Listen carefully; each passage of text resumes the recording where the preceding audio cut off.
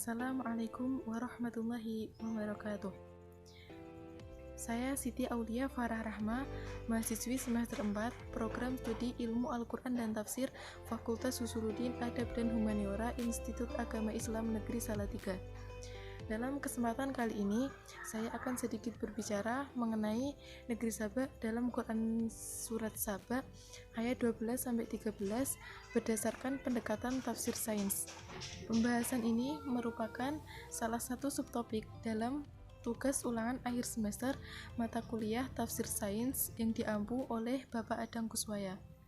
Sebelum masuk pada pokok pembahasan kali ini, saya akan sedikit berbicara mengenai apa itu pendekatan tafsir sains.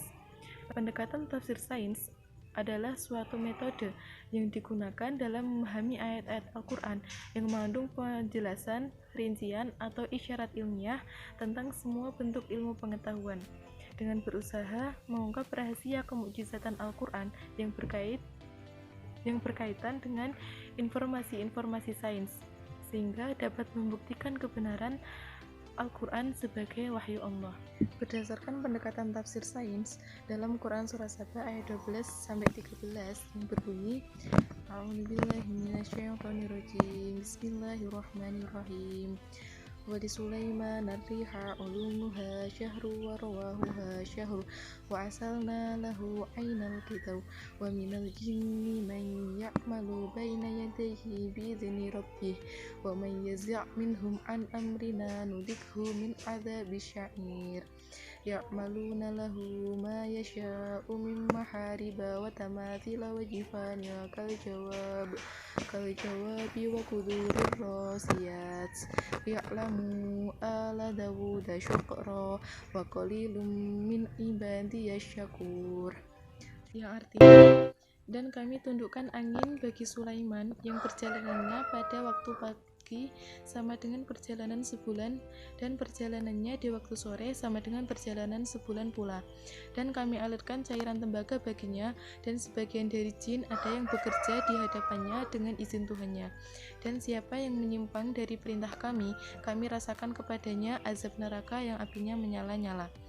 Mereka para jin itu bekerja untuk Sulaiman sesuai dengan apa yang dikehendakinya, di antaranya membuat gedung-gedung yang tinggi, patung-patung, piring-piring yang besarnya seperti kolam dan periuk yang tetap berada di atas tungku. Bekerjalah wahai keluarga Daud untuk bersyukur kepadaku, karena sedikit sekali dari hambaku yang bersyukur. Berdasarkan pendekatan tafsir sains dalam kata rih, yang artinya angin.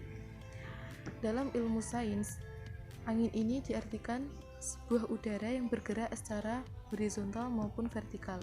Melihat ayat ini, Ibnu Ashir memahami penundukan angin untuk Nabi Sulaiman itu memiliki arti bahwa Allah mengatur kecepatan angin untuk Nabi Sulaiman agar dapat memudahkan perjalanan kapal-kapalnya, sehingga setiap musim akan ada angin yang dapat mendorong kapal-kapal tersebut, dan kapal-kapal Nabi Sulaiman itu akan berlabuh pada tujuannya dalam waktu sebulan cepatnya.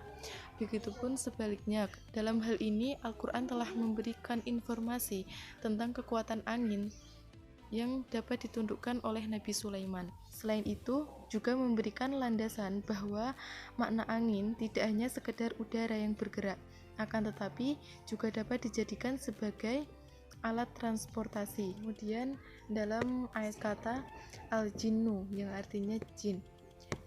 Jin merupakan makhluk halus yang luput dari jangkauan panca indera manusia. Muhammad Farid Suwaidi mengatakan bahwa jin adalah makhluk yang terbuat dari hawa atau api, yang berakal, bersembunyi, dan mempunyai kemampuan untuk melaksanakan pekerjaan-pekerjaan berat. Seperti yang dijelaskan dalam ayat ini, bahwa para jin membuat untuk Sulaiman apa yang dikehendakinya, dari gedung-gedung yang tinggi, patung-patung, dan piring-piring yang besarnya seperti kolam dan periuk yang tetap berada di atas tungku. Jadi dapat disimpulkan bahwa jin itu juga mempunyai keahlian yang tinggi seperti halnya manusia, sehingga para jin itu dipercayai oleh Nabi Sulaiman untuk membuat benda-benda yang beliau inginkan. Berkaitan dengan surat Saba ayat 12-13 ini terdapat sebuah kisah negeri Saba. Negeri Saba merupakan sebuah kisah yang diabadikan di dalam Al-Quran sebagai negeri yang baldah Thayyibah karena letaknya berada di jalur perdagangan yang sangat strategis dan memiliki tanah yang sangat subur, sehingga perkebunan-perkebunan mereka dapat memberikan kemakmuran untuk seluruh rakyat yang berada di negeri Saba. Satu cara yang dilakukan oleh negeri Saba dalam menyuburkan tanah perkebunan mereka yaitu dengan membuat sebuah bendungan yang bernama Bendungan Ma'rib. Sayangnya, semua kelimpahan yang dimiliki oleh kaum Saba itu menjadikan mereka tidak bersyukur kepada Allah. Mereka berbuat sombong serta berpaling dari Allah. Kemudian Allah pun memberikan azab kepada mereka dengan mengirimkan banjir yang sangat besar. Banjir ini dinamakan Sa'il al-Arim atau banjir Arim.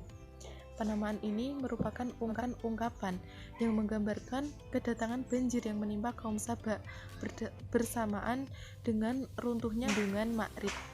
Quran Surah Saba ayat 12-13 tadi kita dapat mengetahui bahwa Allah menciptakan segala sesuatu itu pasti ada manfaatnya, seperti Allah menciptakan angin dan jin. Maka dari itu, mari kita bersyukur dan merenungkan atas semua kelimpahan nikmat Allah yang diciptakan di muka bumi ini. Dan janganlah sekali-kali untuk berpaling darinya. Mungkin cukup sekian dari saya. Kurang lebihnya saya mohon maaf yang sebesar-besarnya. Billahi taufiq wal hidayah. Wassalamualaikum warahmatullahi wabarakatuh.